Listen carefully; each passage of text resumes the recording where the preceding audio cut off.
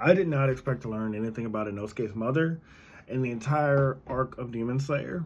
And it's funny because we had saw a panel of her when Inosuke thought he was going to die back in the entertainment district. So I do kind of like that. That threw me off. But I did not expect how it was going to turn out.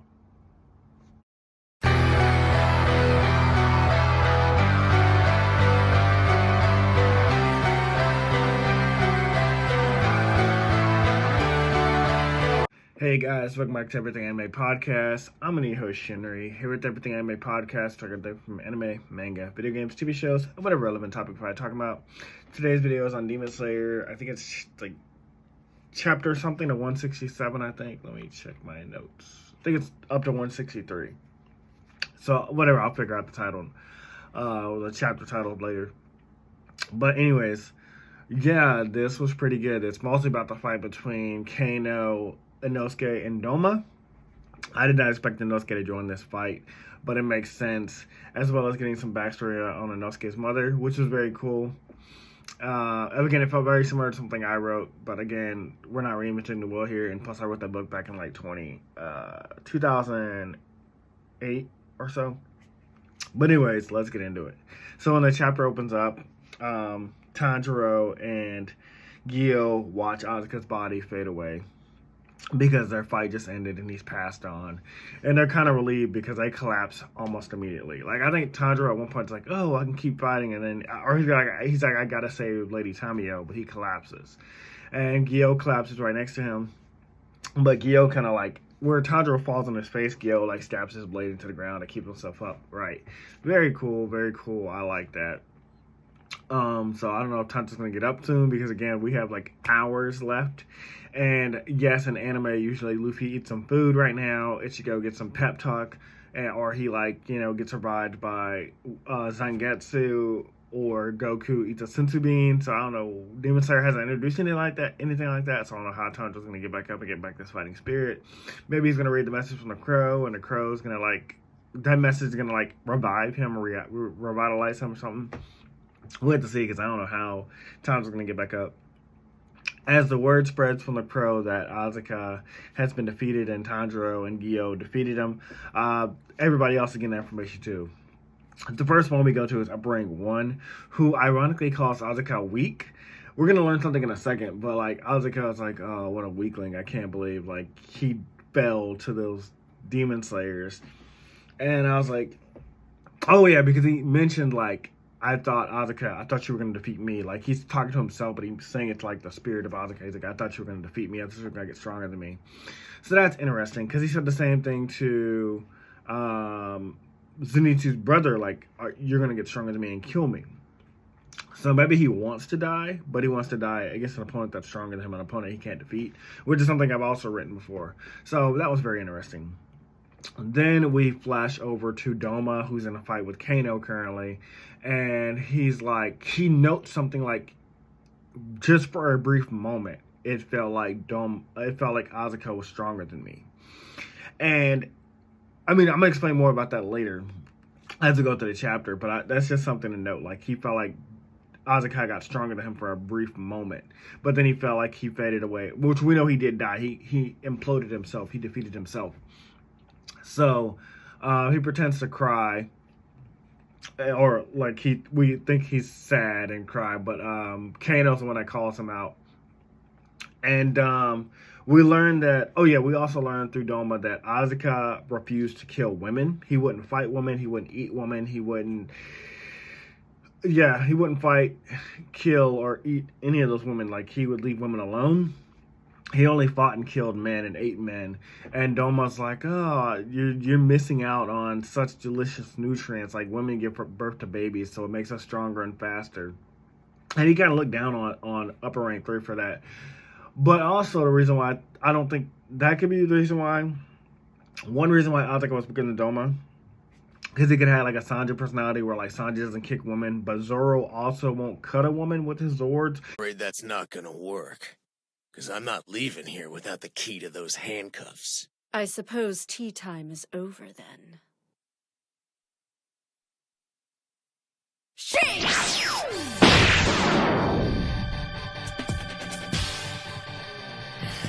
You CP9 folks are every bit as strong as you say.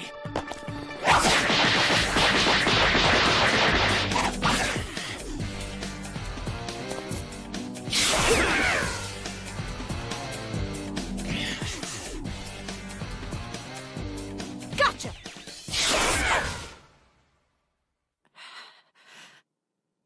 Score 1 point for me.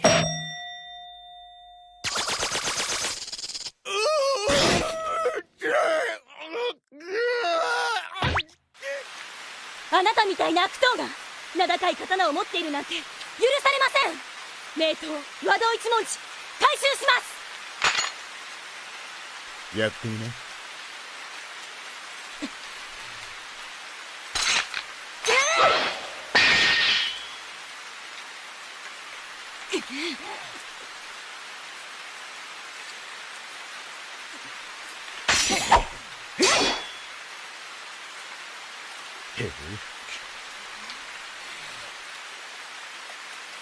この野郎、レディーに手出しやがって。邪魔しないでください。これは泥の後私の勝負。解任はご無用願います。だそうだ。先に行ってろ。行くぞ。おいゾロ、レディーを傷つけたら許さねえからな。立木総長。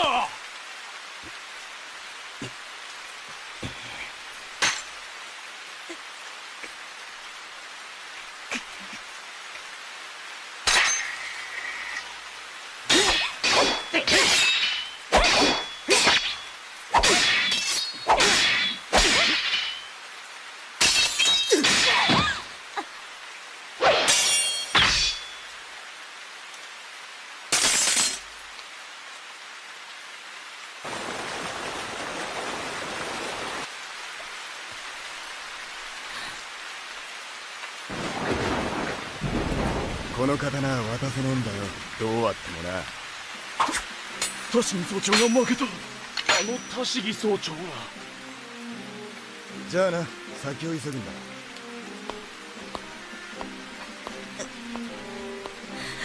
なぜ切らない。私が女だからですか。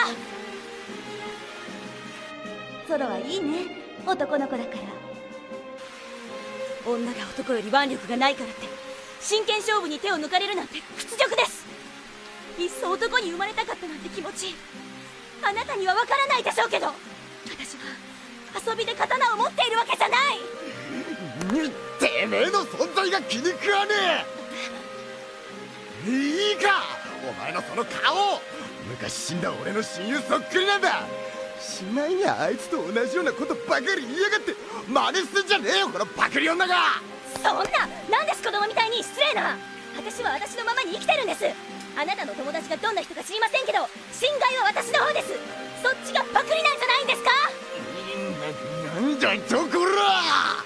He'll cut their blades, but Zoro's never cut a woman, period. And we've seen that from both Zoro and Sanji. So that gives me Asuka, except Asuka won't even fight a woman. So he's not so much Zoro, he's more like Sanji completely, where he won't like kick a woman at all. So that was interesting. But the reason why I do still think that Domo was stronger than Asuka was because Domo was a cult leader. He had more access to humans always coming to him, whereas Asuka would probably go find his opponents or find strong opponents and things like that. We also get Kano fully speaking up for herself since Tanjiro, taught her to like stand up for herself, like flipping that coin. It kind of all happened off screen, but again, I'm fine with it. It's a short manga. But she's talking down to Doma because he's pretending to cry. He's like, oh, I can't believe my friend died, and he was my best friend. And even I thought that was weird. I was like, Asuka, your best friend, but like, you guys didn't seem like I had a good relationship in the Infinity Castle when we saw you. And Kano was like, for someone who was your best friend, you sure are bad at fake crying. And he's like, you don't even appear to be upset. And so he stops crying, and he's like, what are you talking about? She's like, oh, he's like, what are you talking about? Like, I'm a demon. Of course I don't cry or feel sad or emotions. And she's like, no, you're wrong about that. Because we've seen other demons get upset when their family gets hurt. Baby demon or the father demon, or like, you know, sister demon. Like, we've seen them show emotions. She's like, you're void of emotions. You don't feel anything. All of these emotions and feelings are foreign to you. Like, even other demons, when somebody they care about dies, or a friend or ally, they get really angry. You have no reaction. And this made me think back to how as a baby, he was worshipped as a god because of the color of his eyes and his gray hair. He didn't have a normal upbringing. He was raised in a cult. He had a father and a mother that, like, practically worshipped him over actually being a parent. And people all came to him as a baby, like, telling him their problems. So, like, if he did have problems as a baby, if he did cry, if he was hungry, I mean, they probably would have just fed him, but, like, he was just bored because he didn't have a normal childhood his entire life.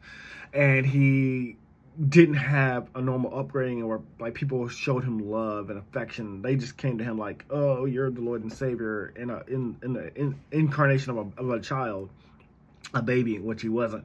So it makes sense that he doesn't have like a normal emotions or reactions. And that's even a commentary to family channels on YouTube. When you throw in a camera in your kid's face the moment they're born, and then you never take it off of them. When are you being a parent if you're always trying to make content? If you're always worried about your fans over your own children? That could be not cult-like, but like you're not giving that kid a normal lifestyle, because a camera's always in their face, whether it's a private life or just trying to be a kid, you know. And I've seen it with my nephew. Like, he'll be doing something funny and I'll record him, and he like kind of like freezes because like he's just trying to be himself. And kids don't always need a camera in their face. Just let kids grow up, is what I'm saying.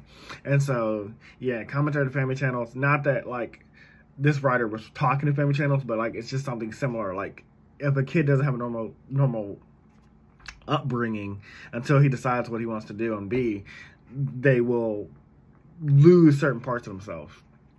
And this is the first time we see Doma with the serious look on his face. Since we've met Doma, he's been like laughing, joking. Even when people hurt him, he's like, "Oh, that was a nice try. That was good for you." Like when he was talking down to Shinobu, like when she was poisoning him, he's like, "Oh, that almost worked on me."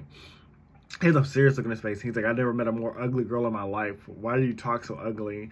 And I just thought it was funny because, yeah, Kano was talking down to him. Like, we knew Kano as like someone like not mute, but just like didn't talk back and just followed orders and waited to be told what to do.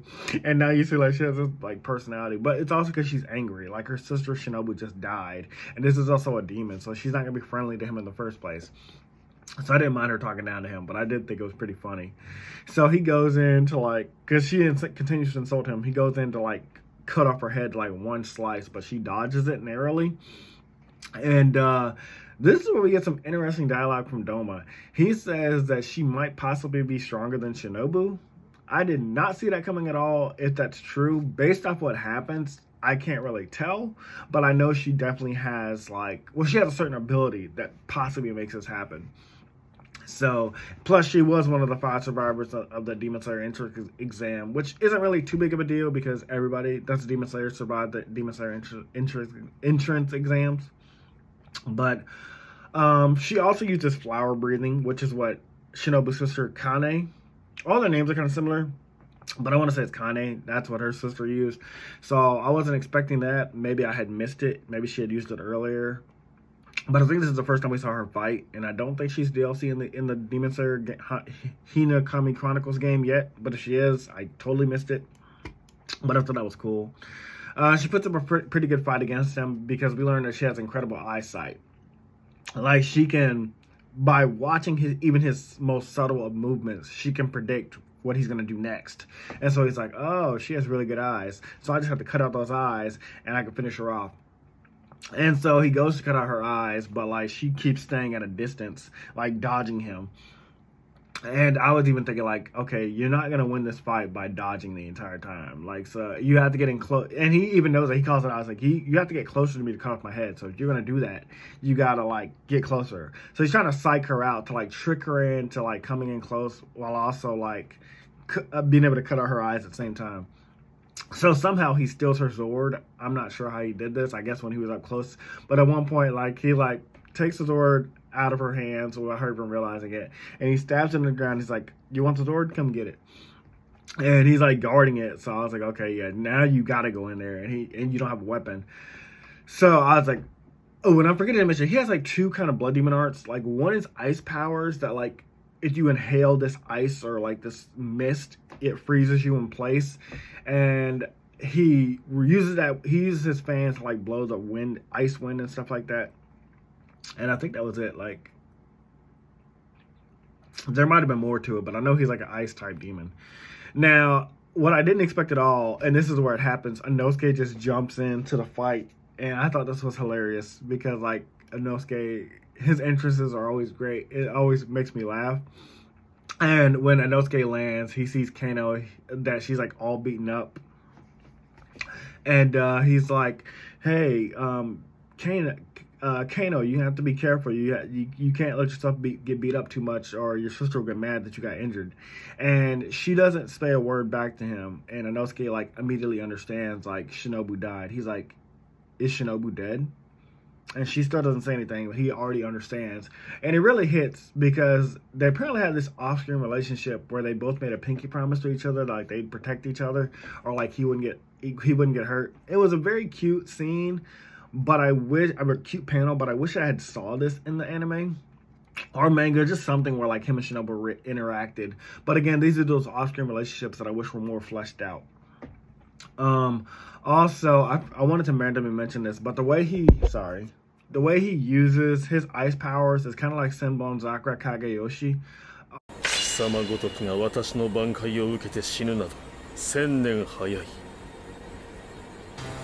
散れ。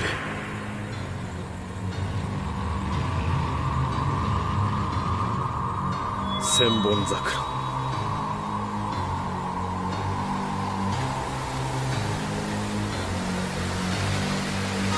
Or not Kageyoshi, Senbon Zakura from Bleach and Byakuya. Byakuya Kuchiki, because the way he like swings his fan, it creates like these like, she calls it petals of ice or petals of blades, which kind of just reminded me of that. But I'm not sure. I have to see how it looks in the anime. But either way, it's still pretty cool.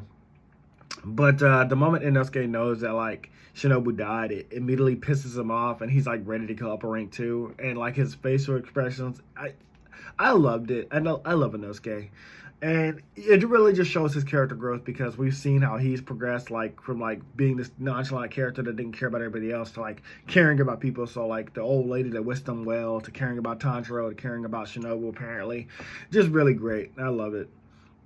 I also love that he gets Kano's blade back from Doma like really easily in a really cool panel that even Upper Rank 2 didn't expect. Like Inosuke runs at him and like he jumps off of his fan, and then Upper Rank 2 was like, what the hell was the point of that?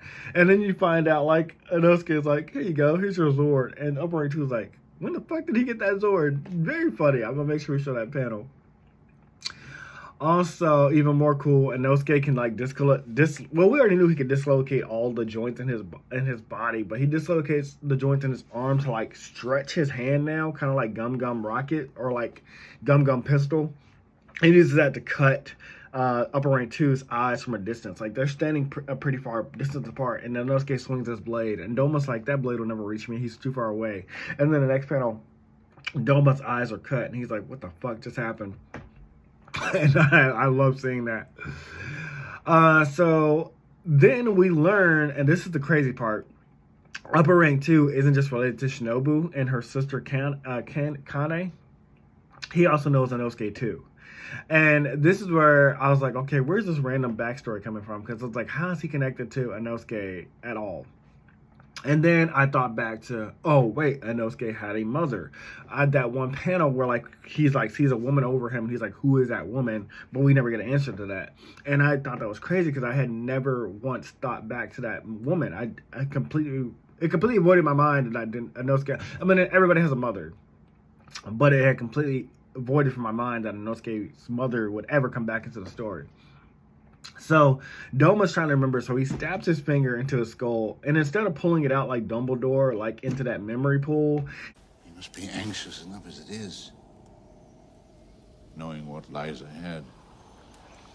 Then again, we all are.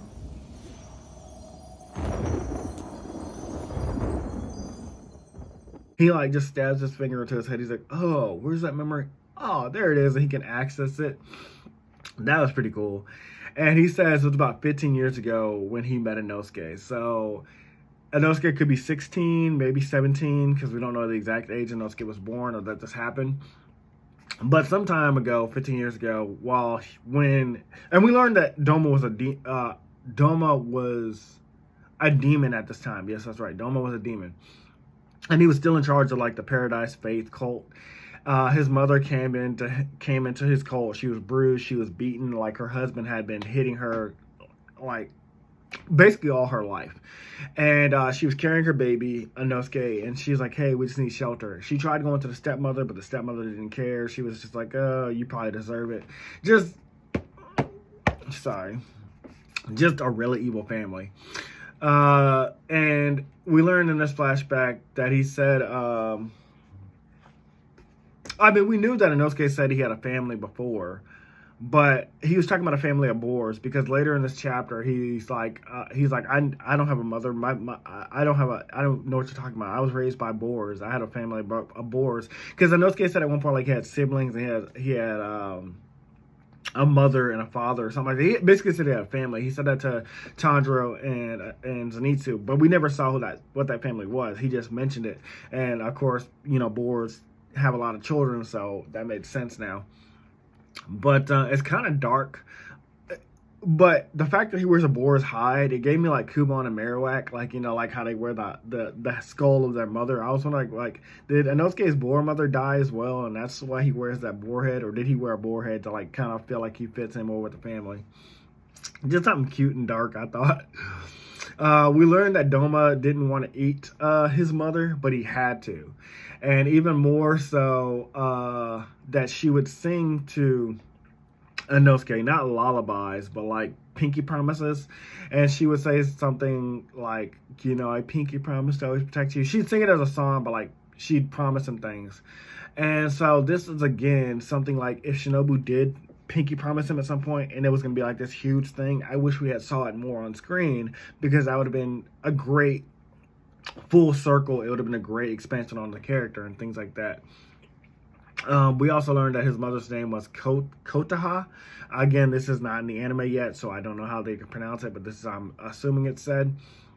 And it's confirmed that, like, Doma was a demon at this point, because when she realized that, like, he was a demon, she was like, oh, I gotta get the fuck out of here. Like, I've already been in an abusive relationship with a human. I'm not about to be in an abusive relationship with a demon. Like, even though you ain't killed me or attacked me, like, I gotta get the fuck out of here. And so she ran and she took her baby with her.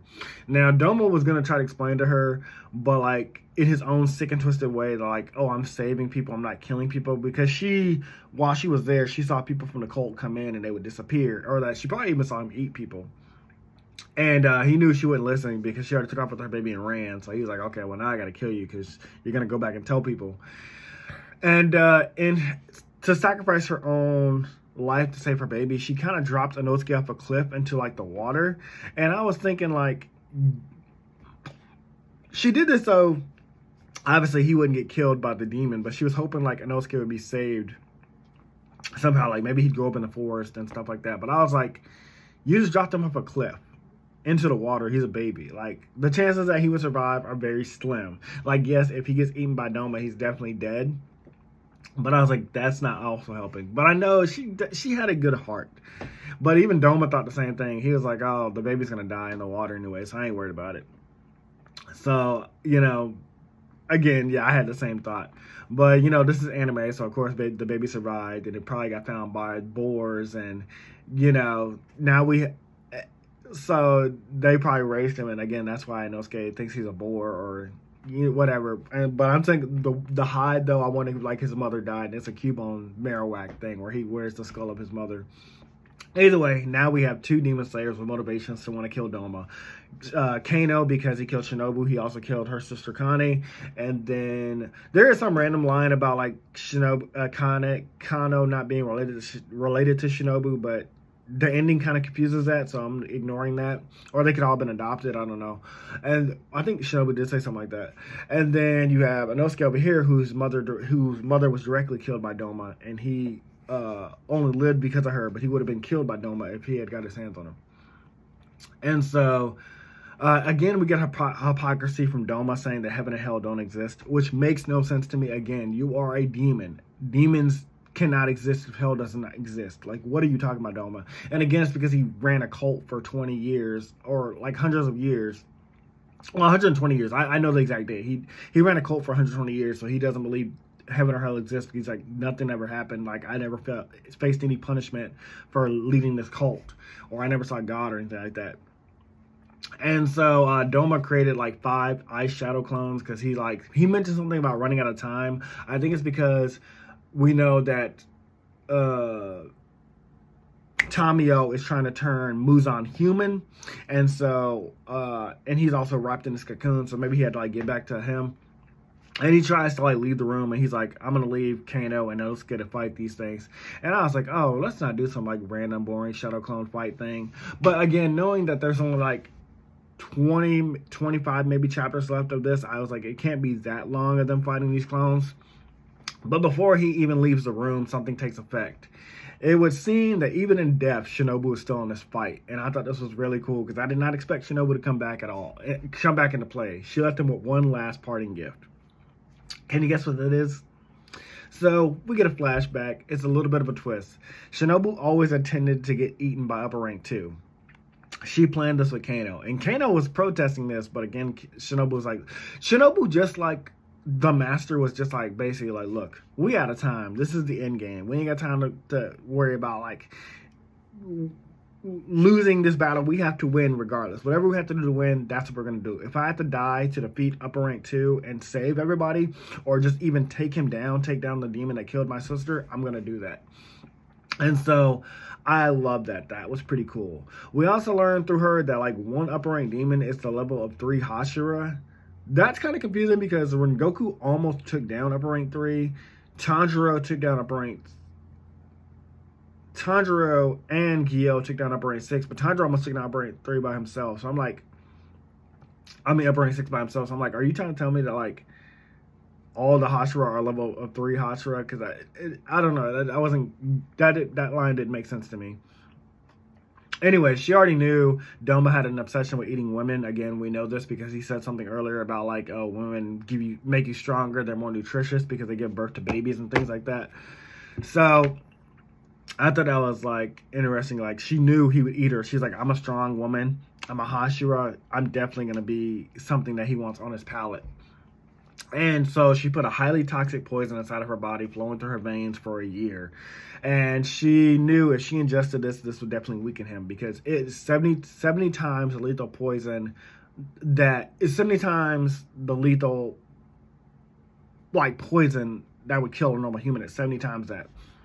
And she's like, even if it doesn't kill him, this will weaken him enough where you can cut off his head. Like, you have to cut off his head in this moment. And so she's like, and you know, if this doesn't, and it has to work because we have to take under 12 Kizuki right now, or 6 Kizuki right now. We have to do it now. And so I again, I love it. She had the same resolve as the master. She was ready to die. She was ready to put everything on the line. And she's like, and Kano was like, well, why can't I do it too? And Shinobu was like, one, we ain't got time. Because again, this is all happening like, I think, well, Shinobu had already injected herself for a year with Lady Tamio's help. But it's also that, you know, she's like, the battle's already starting. Like, we have to do this now. Because we saw him have that meeting in the Hashira training arc when they had talked to each other. We can also tell immediately that it's working because Doma's ice clones immediately disappear. And then Kano's like, Inosuke, Kano's like going towards him now. She's like, I have to finish this out. I have to cut off his head. However, despite being weakened, Doma still ain't finished. He uses like one last technique to like try to defend himself. It's like this giant Buddha statue made of ice. And even I knew this was like a desperate move. I knew like this was like, I was like, if they survive this or get killed by this will be the final moment. I knew that because I was like, there's no way this fight's going to drag out.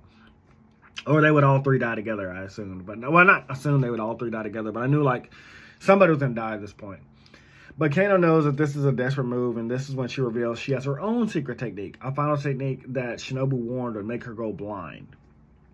Now, I can't tell how this looks in the anime, but the way it looks in the manga panel looks insane. It looks like she has demonic eyes, but it basically like makes her eyes go bloodshot red. I forgot what she called it, but like it increases the strain of her eyes so much that her pupils turn red, and it basically makes everything she sees look like it's moving in bullet time.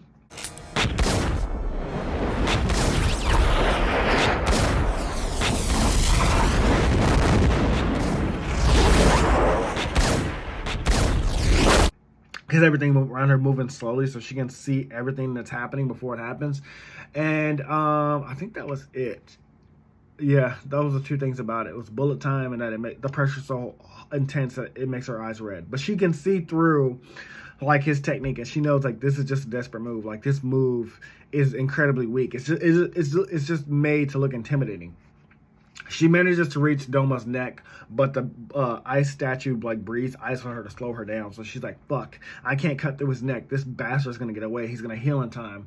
But that's when Inosuke comes out of nowhere to help her finish it, because I knew that was coming. I knew if she couldn't cut through, Inosuke was gonna help her finish it. Plus, on top of that, again, Inosuke's backstory and her backstory connect with Doma, so they had to finish them together. And together they do decapitate upper rank 2. Now as Doma's dying, he thinks like, I can save myself just like Asuka did, or just like all the other upper ranks can. Or he even thinks like Lord Muzan will come and save him. But he quickly realizes he didn't have the same resolve as Asuka. Like Asuka was motivated by like personal feelings, and like Asuka was human at one point. And yes, Doma was human too, but Doma, like I said, as a child, never had those human connections. He didn't have anything like make him want to become stronger. I get, there's a way I'm trying to say it, but like he didn't have that same kind of human connection that Asuka had. And as he dies, we get more of his backstory. One, his father was a chronological cheater. He slept with all the women in the cult. If there was a new woman, he slept with them like constantly. He was fucking behind his wife's back. He didn't care. And that is another thing you learn about cult leaders. Cult leaders, they do sleep with they trick the women or the men or both to sleeping with them. They're like, oh, you want to get to heaven? You know, you gotta give me some. His wife found out, Doma's mother, and she stabbed him to death before poisoning herself. And the craziest part is that in the wake of finding their bodies, their son Doma, and this is how desensitized your children can become if you don't let them have a normal childhood. He was like, ugh, why'd you have to die in my room? Like, somebody got to clean up this mess. He wasn't even worried that his parents died. He had no connection to his parents, because his parents were no different than the cult worshippers. They weren't treating him like a child. They weren't treating him like their loved one. They didn't teach him love. They didn't teach him to care about anything. They just taught him like, oh, you're the savior. So he was just like, ugh, y'all did this in my room, fuck. So that was crazy, but I did think like that was a nice addition to his backstory, but that was really crazy. And based off how he was raised, again, that makes sense. We learned that he was turned to a demon at the age of 20, and he lived 100 years. So he is younger than Asuka, but again, Asuka had more motivation, more reason to like get stronger. But the reason why upper rank 2 was stronger at first was because he just ate more people, and plus women, which Asuka didn't do. Because if Asuka ate women, he probably would have ascended further than upper rank 2. I also find it a bit satisfying that in his final deaths he meets Shinobu instead of his parents, because I was like, your parents are cult leaders and they didn't care about you, so I don't see why you'd meet them in the spirit world. And I'm not sure why, but his heart grew 3 sizes. Like he says, oh, what is this feeling? I feel love for the first time. Like, where are you feeling love from? I didn't understand where he like started to feel love and how he felt happy. He asked Shinobu if she'll go to hell with him, and she's like, after you worthless bastard. And I assume she went to hell because she was in his stomach, but the way the panel actually ends is different. So there's a contradictory coming up. And then we go to Inosuke, who is telling Tanjiro like he doesn't have a mother. He says that to Tanjiro, and Tanjiro's like, everybody has a mother. And he was like, well, if I have a mother, she didn't care about me. And so she's like, your mother did care about you. If she wasn't there for you, it must have been a good reason. So he does remember like the lullabies that she sang to him, the pinky promises, like, Inosuke, I love you very much. And Inosuke breaks down and cries. That was very great. I love seeing that. We then go over to Kano, who feels the spirit of her sister Shinobu and Kane touch her before they go off to heaven to see their family, their mother and father. So this is where I'm confused. Did Shinobu go to hell with Doma because she was in his stomach, or did she like crush his head and be like, no, you're going to hell by yourself, fuck you, bitch, and she went to join her family in heaven? I would prefer that, but the way that was said was confusing. But I feel like she probably would just crush his head. She's like, no, bitch, ain't nobody here but me. Go to hell, and I'm gonna go to heaven. I kind of like that. Anyways, that's the end of those chapter reviews. Overall thoughts, I cannot believe I did not think about Inosuke's mother. That was really good. I really enjoyed that. Great reveal. Kano being stronger than Shinobu made sense just because of her eyesight. But and I liked how she talked down to Doma. Doma's personality was interesting. Doma's backstory was also interesting. That was very cool. Overall, I don't know what's next. I know we still have possibly Upper Rank 5, a new Upper Rank 5, possibly a new Upper Rank 4, and then we have Upper Rank 1 and Muzan. Now, if they're going to introduce 2 new, and I say Upper Rank 5 and 4 because Upper Rank 6 was Zenitsu's brother.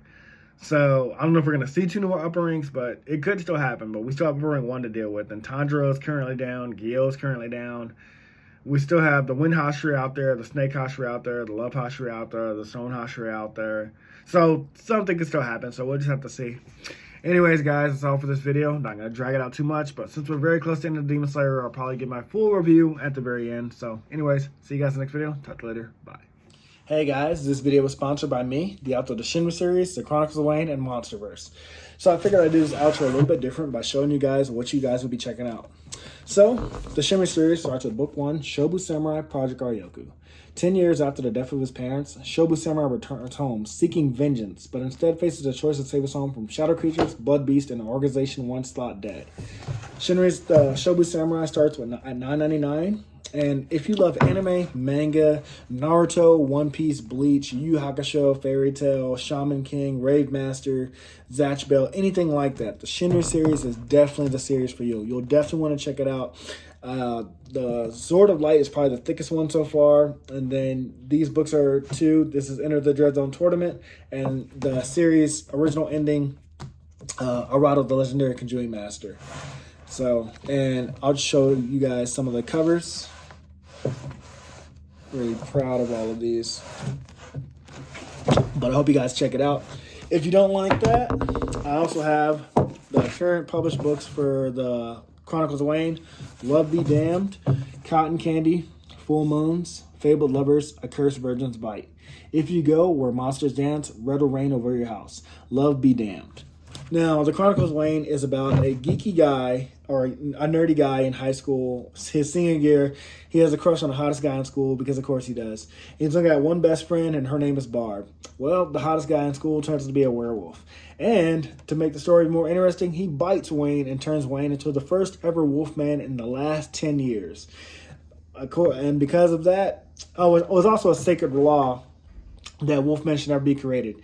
I don't want to get into too much of the Chronicles of Wayne without spoiling it, but I can tell you it's very short. This one sells for $6.99, and Love Be Caged right after it. The ending of this trilogy, Love Be Liberated, comes out in October. So I'm going to definitely do a more full in-depth review of this one. But yeah, it's an LGBT fantasy fiction story about werewolves, vampires, white witches, a dark warlock, and, well, many, many more surprises to come. So if you guys like to read, I definitely recommend. These are all the books so far in the Shinry series, except for Shinry's Beginning. I do have that one, but it's just not here with me. But yeah, I appreciate a like, support, or just a review on Amazon. Either way, thank you guys for watching. I hope you guys have a great day.